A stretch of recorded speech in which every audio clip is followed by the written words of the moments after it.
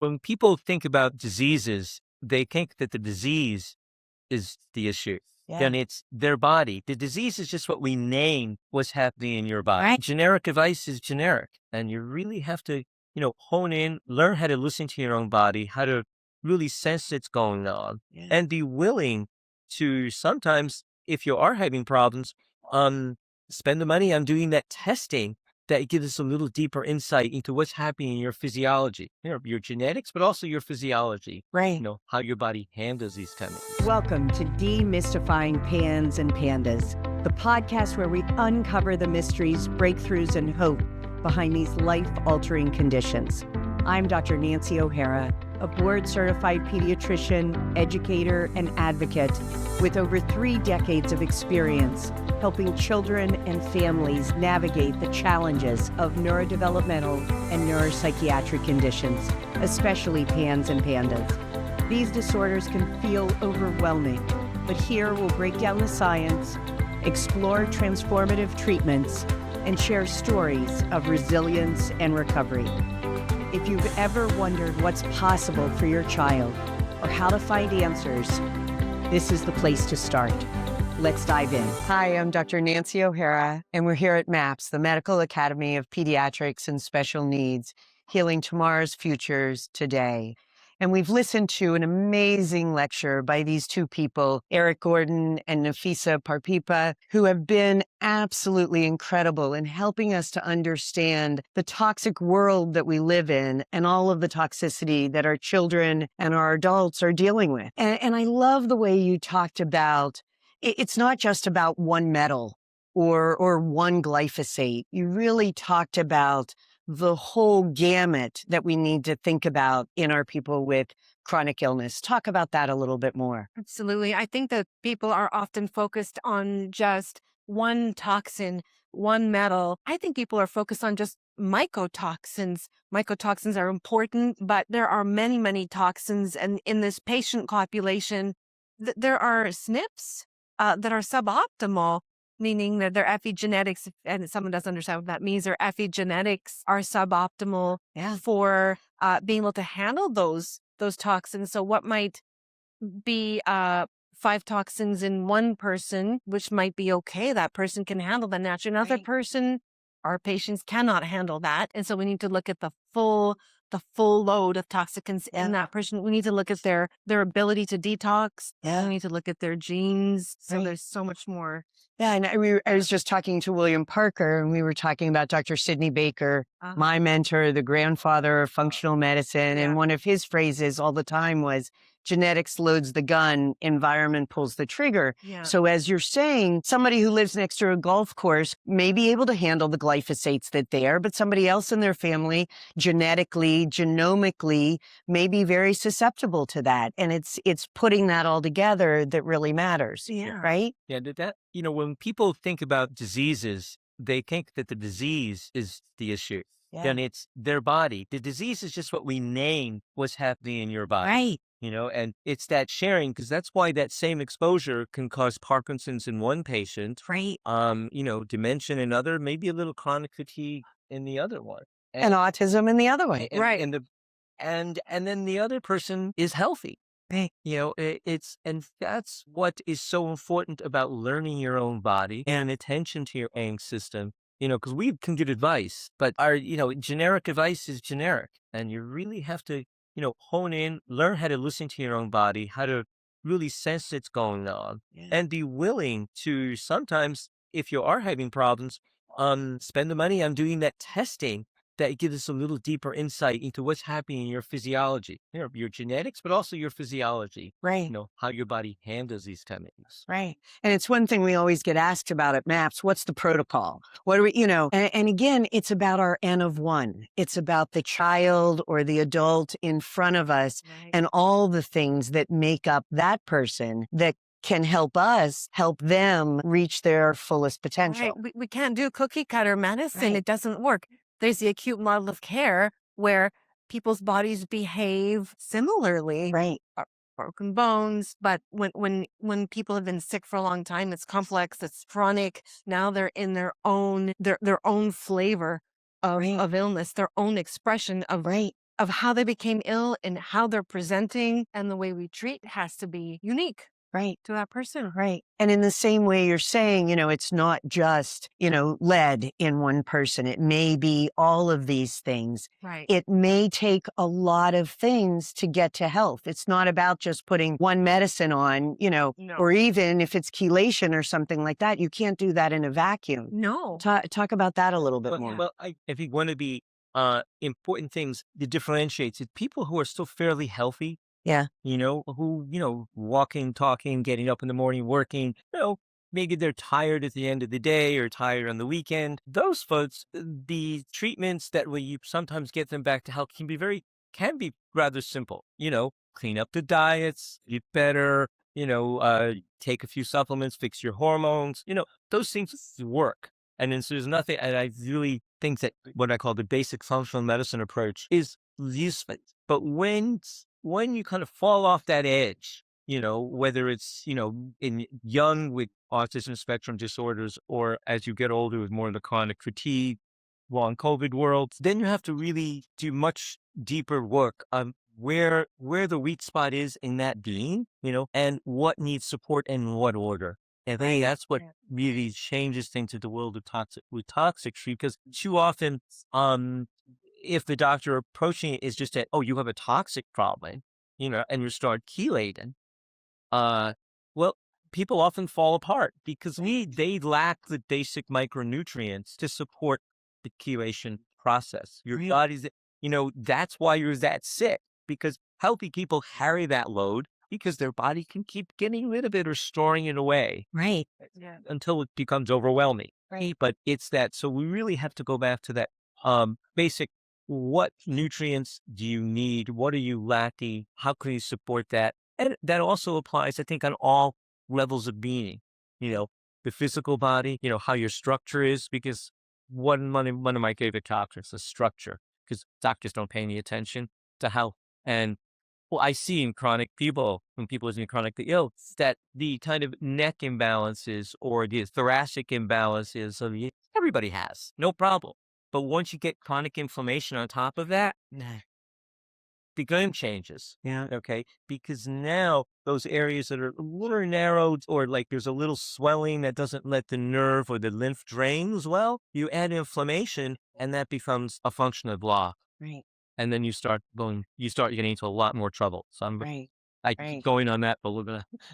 But stepping back a minute to what you were saying about, for instance, nutrients, oftentimes, whether it be on social media or patients in my practice, they'll come in and they'll say, oh, that didn't work for me. That made my child much worse. And one of the phrases I often use, we got to go back through the door, not the window, because what else were you doing at that time? Had you bolstered your nutrients? What was your gut like? Was your child constipated? What was your sleep like? What was your stress level like? There are so many things that could have been impacting why you had a negative reaction. Your body may not have been ready to have that bigger intervention. I find that all the time where patients have malabsorptive issues, so they try to take the supplement, but like you were saying, they're constipated, or maybe they were prone to diarrhea and their gut was already inflamed. It wasn't the right time to be able to absorb that nutrient. Right. And it's not just that it didn't work for them, but if we then have to go downstream or backwards, like, Right. why? Right. It's so much more than just looking for the root cause. Right. That's the thing. And as you said, once the system becomes that sensitized, then we have the problem of, your body's trying to protect itself. And it's doing that at all levels. It's trying to do that in your gut, but oftentimes the gut is now not a friendly territory. But your nervous system, which I always hate the word control, because in the body, there's nothing that controls. It's all a dance. Yeah. But the nervous system begins to go, because when you're not feeling, then you get a little more fearful. And especially when you know that you don't know what you can take that's going to affect you, then everyday life becomes a little dangerous. Am I going to eat this and get sick? Am I going to smell this and get sick? Right. Is somebody going to get angry with me, or I'm going to get angry with them? And then I'm going to go tailspin because I can't get out of that emotional state. As people always say, health is on some level having flexibility. Having the Very ability true. to respond to the environment in a new way. And when we're sick, we get stuck in a habitual response pattern. I mean, Right. our bodies are stuck there. Right. And we hold it in our bodies. That stress may come out in the neck pain or the back pain or whatever it may be. Our bodies hold it, our spirits hold it. And I know this may sound very complicated for a lot of our families. Oh my God, I thought I was just going to go to this doctor for chelation, and now they're telling me I got to do this, and this. But it really is the whole person that needs to heal, and addressing that is so important. And honestly, if they go somewhere just for chelation, they're not getting anything else. It's very likely those metals are going to recirculate. Right. They could cross the blood-brain barrier and make somebody worse. Right. So, And I know you talk about arsenic and cadmium and lead and mercury, but talk about some of the other toxicants too. yeah, Eric, you Yeah. didn't have a chance to talk about aluminum, actually. I'd Yes. love for you to. Aluminum. Yeah.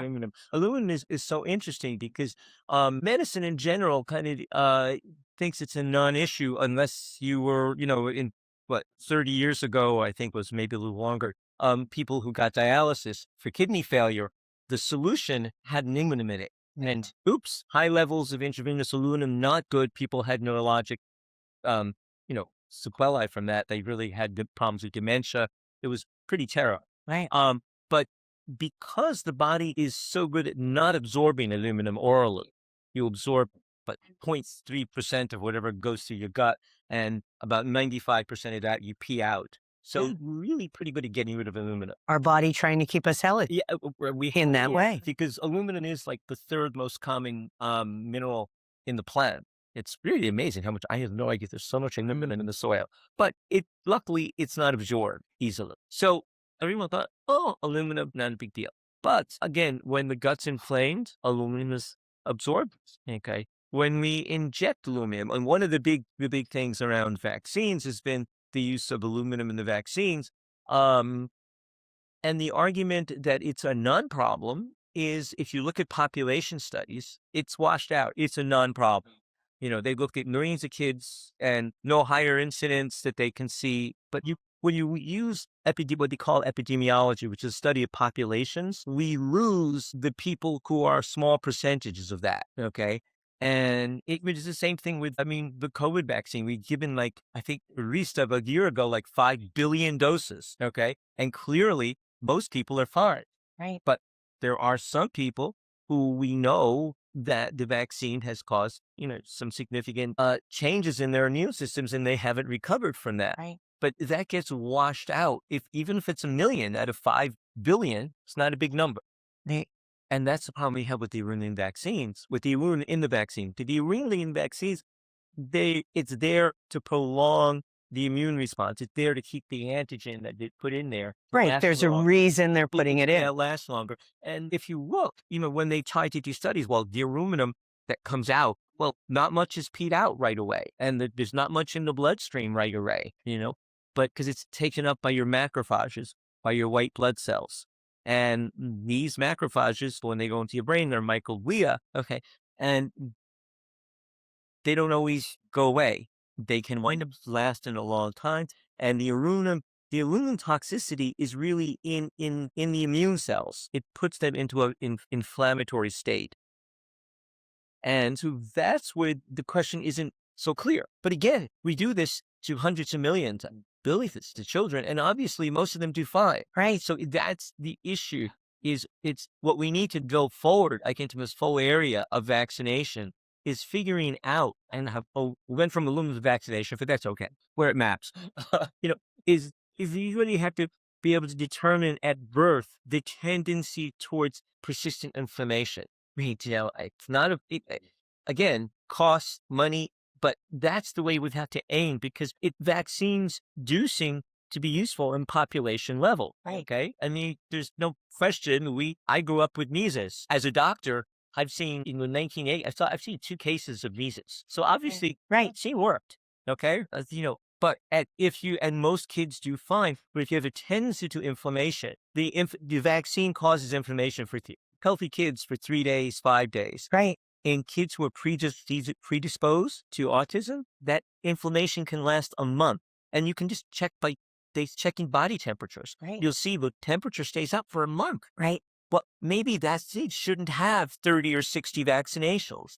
But you have to get a real discussion. And at this point, we are in this place where nobody's talking to anybody. Right. It's like no vaccines are there to destroy humanity or vaccines are there to save humanity. And the truth is a little muddier Right, than that. right. And as someone who studied public health, got my master's in public health, we were looking at what's best for the public. Yeah. But as a clinician now with the patient sitting in front of me, I want to look at my N of one, my individual, and what their risk is. Back to that, That's why what's they're their coming to us. genetics loading? Yeah. What's their environment? Are they living in a moldy environment? Are they inflamed for other reasons, other infections, and looking at that child and as a clinician and a patient being able to decide, right now, this may not be safe for you. Right now, we need to support you a lot more Right. before we can do something that may be meant to be good for you, but right now may not be an optimal. I think that it would be important to look at the health of the parents preconception. Right. Again, going back to cost, this is not easy to roll out to the public, right? But to understand mom's toxin load, dad's toxin load, mom's more if she's breastfeeding and, but that plays a role. Yeah. Looking at the family's genetic propensities plays a role. There's a way we can figure this out. Right. Who might not be okay. Yeah. I mean, And the what we're ultimate- trying to do at MAPS is we've started another advanced clinical module looking at the first 1,000 days. Uh-huh. Because we're not going to really make inroads until we start to look at moms and dads before they conceive, Right. during pregnancy, in those early life. Yeah, I'm so glad you're doing that. Yeah. It needs to be done. Yeah. Because things don't come from nothing. Right.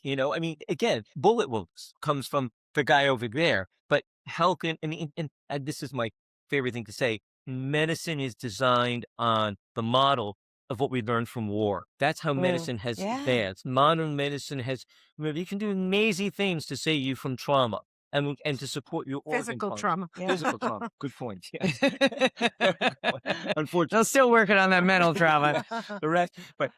And that's the medical model that, again, is a great population-based model, but he does not deal with health or keeping people healthy or knowing what the individual risk factors are, or more importantly, just the fact that health is about being able to stay in balance. Right. Okay. And medicine is about just keeping you alive long enough for your body to heal. Yeah. And what we're interested here at MAPS and all the people we work with is how to help the body heal. Right. Which is a different issue than medicine is about how to keep you alive while the body heals. Right. That's why we use Band-Aid medicine.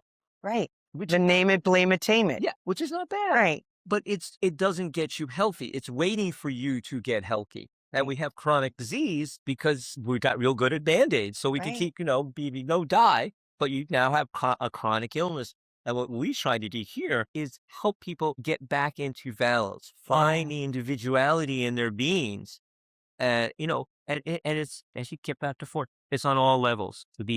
This emotional, spiritual part, because that's what I was trying to, lost my train of thought even earlier, is that when the body is in this constant fight or flight, because it goes there, because everything you do can make you feel bad. Yeah. It's very hard to get the healing signals from your central nervous system to the rest of your body. Yeah. Because it's not going anywhere. It's staying in that place. Oh my God, I'm going to die. Oh my God, I'm going to die. And that doesn't allow for healing. Right. Yeah. And I too like analogies. And when you were talking about the inflamed microglia, I was thinking about what we talked about in our foundations group, which was a lot about the cell danger response, which is a normal response of our cells when we're exposed to a danger, a virus, a chemical, a toxicant, whatever it is. We're supposed to react. And that war analogy, we're sending out our sentries, our cytokines, our mitokines to fight that. And usually in an otherwise healthy individual, when that virus goes away, those sentries retreat, we go back to that state of healing. But in our people, adults, children with chronic illness, that persistent cell danger response, that persistent state of fight, flight, freeze, of inflammation makes them not able to go back to healing. And putting a Band-Aid on it may help them feel better for a little bit, but we really need to get at that salutation that brings brings them back to the actual healing. Yeah. Um, And, I always say that, anger is a very good example. yeah, Healthy emotion, yeah, but not if it doesn't turn off really quickly. right. And Or at all. or y'all, yeah, Right. Or at all. and that is your immune system. It's Yeah. designed to fight. As you talk about this cell danger response I think is such a great story because to me, I always like to emphasize to people that the CDR, the cell danger response, is a story. It's a way Correct. to understand Right. how the body works. It's not a thing. Right. It's a process. And that first step of inflammation and then healing and then restoring communication. And that's the part that people forget about. We focus on lowering the inflammation, but we've got to get to that third part where that healed cell can start being part of the organ. Yeah. Which is a lot Yes. of times when people remove the root cause, they don't go back to their state of health because Right. I'd say in CDR2, the cells are not communicating with each other Right. yet. So it takes me back to root cause medicine, how Eric and I often lately have become a little irritated with the phrase root cause medicine because we need to look at what happens after we remove the root cause. Right. There's the he coined the term root compensations. I love that, right? The Yeah. root compensations. What's going on there? I consider that CDR2, CDR3. How do we loop the whole thing in together? I mean, Right. that's what we're always striving to do Right. with each patient.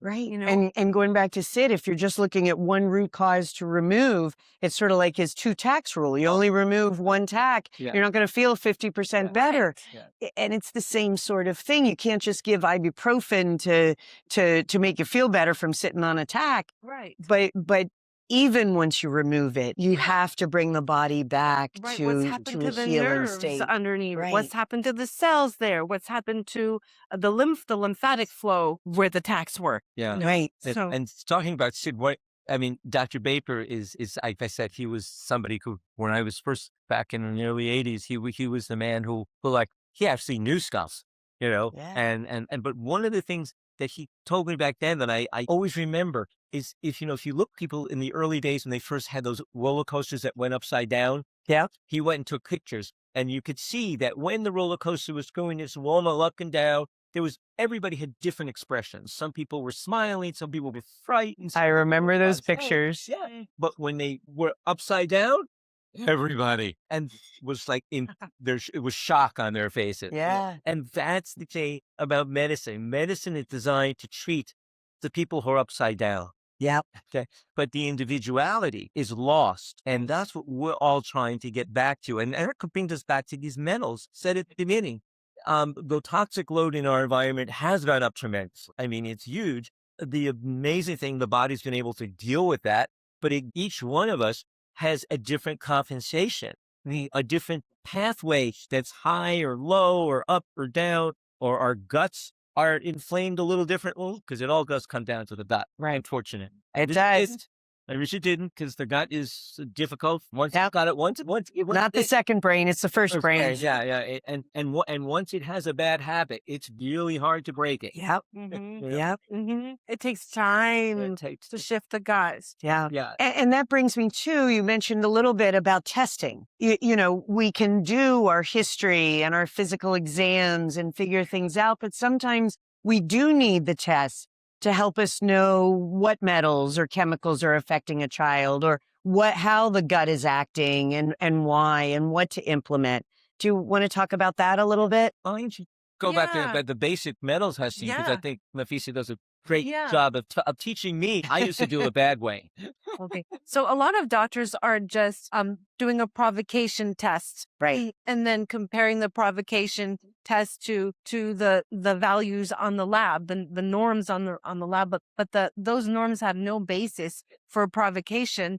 Not only that, but it's important that people do a pre-provocation test to understand if there's an acute exposure, because very, very often this patient population, there is an acute exposure at several times a day. I'm seeing patients with high lead in the blood, high mercury or cadmium in the blood, or other metals high in the urine. When I see that, I know this is not a time for chelation. Actually, what I need to do when I see that is to help them find the exposure, help remove them Right. from that exposure, because we could be chelating people till the cows come home. But if they have an acute exposure, it's will we just be cleaning them forever? So it's that's the standard of care, but that standard of care makes a lot of sense to me. And not only that, but there could be patients who I might see that I might expect that they should have high mercury in the blood and the urine because they eat a lot of fish. Right. And so I'll test them, the mercury in the blood and the urine. I'll see mercury high in the blood, but not in the urine. That will tell me that they have issues in their detoxification pathways. They're not getting it out. They're not flushing it out. So then that leads me to test for other things. Okay, what's their methylation status? What's their glutathione status? Is their glutathione under oxidative stress? What's their mineralization status, their micronutrient status?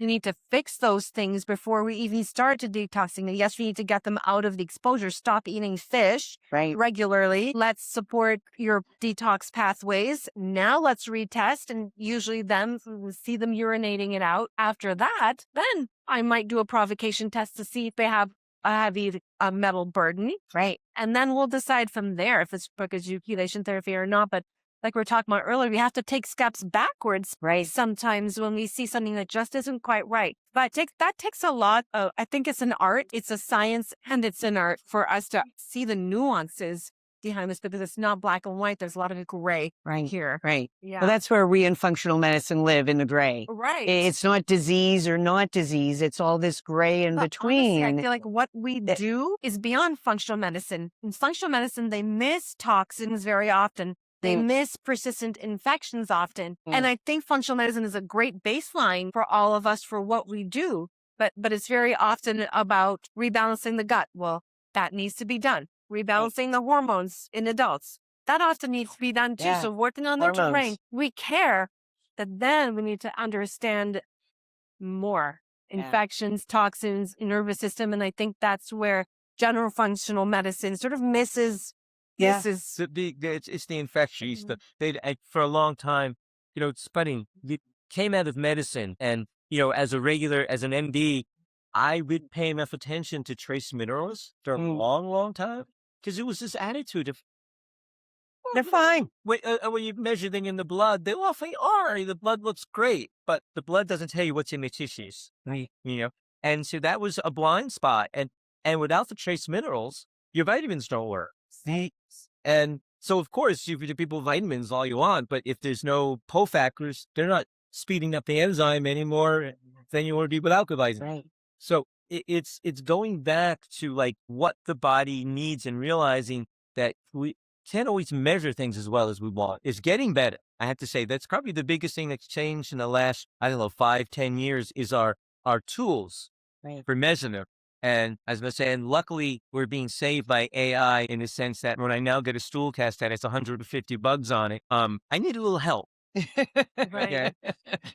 Because I would leave her up when there was 4. Maybe 7. 4 bad ones, 3 good ones. Maybe candid on the report. Exactly. Okay, I can do that.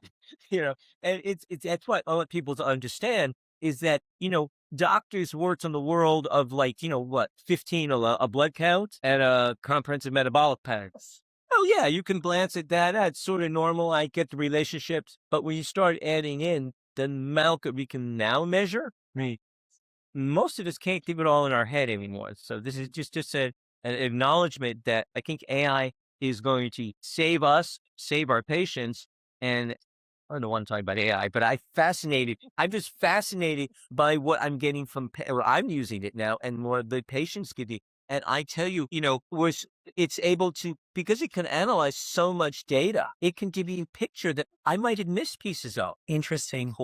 Well, it's like, I think it's wonderful. I personally think it's going to be an amazing change in medicine. As long as patients understand that, just like we're not always right, Claude isn't always right either, we all, so it's nice to have both of us. We need to have you may have to help me with being more comfortable with that one. Yeah. Well, I will, I mean, it's, again, it can correlate and correlate information in mass that, I just can't do. Yeah. But then I still need to think about it and check and double check. Yes. Right. It's not that it gives you answers, but it can give me options that It puts the thought. data together. It gives you clues that as the detective that you are can lead you down the Right. paths No- that nothing help. yes, nothing can I would say take from that clinical experience Right. that we have, right? Right. That is the art. But the, Right. the AI can put data together for us. Right. You could put labs together for me and Right. then I'll analyze them. It'll give me their ideas and I'll say yeah or no, Right. but it's the data piece. What I Well, like. I Yeah. could talk to the two of you for hours, I know. but and you gave such a comprehensive lecture here at MAPS, and you have such a comprehensive practice, the way you help people and look at people. How can someone find you? How should they get in contact with you? They can find us at Gordon Medical. Gordon Medical. GordonMedical.com. .com. Yeah, and people come from all over the world, all over the country. I think So, we have, yeah. our the social media sites. God knows what they are. That's what they okay. Just find Gordon Medical. Yeah, GordonMedical.com. Yeah. And any last words of wisdom, hope, experience that you want to leave our listeners or viewers with? Just don't give up. I mean, Yeah. I think I've been doing this for a long time, and I mean, every day I remember patients that I saw 10, 15 years ago that I didn't help, that would what I know now, I Right. could have, and I'm sorry for those that, but no, there's plenty of people that we don't help. We help a little bit, I've gotten people better, but because of the nature of our population, when I started, I saw people who were just tired and wired, and those people really get better. But when I see people who had been, unfortunately, on this journey for 10, 15, 20 years, it's not knock it out of the park all the time. Yeah. It takes time. We turn them around, but it takes time. Right. It takes dedication on the part of the patient and on the Right. part of the A doctor. partnership. Yes, Yeah. a partnership. It can't be done in that sort of Yeah. one and done And I moment, think right? But also it's- it's okay to say, I don't know, but then to be able to go back and say, I found it. yes, I can think of patients I saw 15 years ago where I missed this, that, or the other thing. And I can call them today and say, we need to go back and look at that. right. That may Because still we be an didn't know issue. that then, right? We Right. didn't know a lot about MCAS 15 Right. years ago. We didn't know about cranial cervical instability and Right. the impact of MCAS on hypermobility syndromes. We didn't know this 15 years ago. I have goosebumps as I'm talking. And I say think that of those to patients. families all the time. You didn't know. You couldn't know what you didn't know. Right. Don't,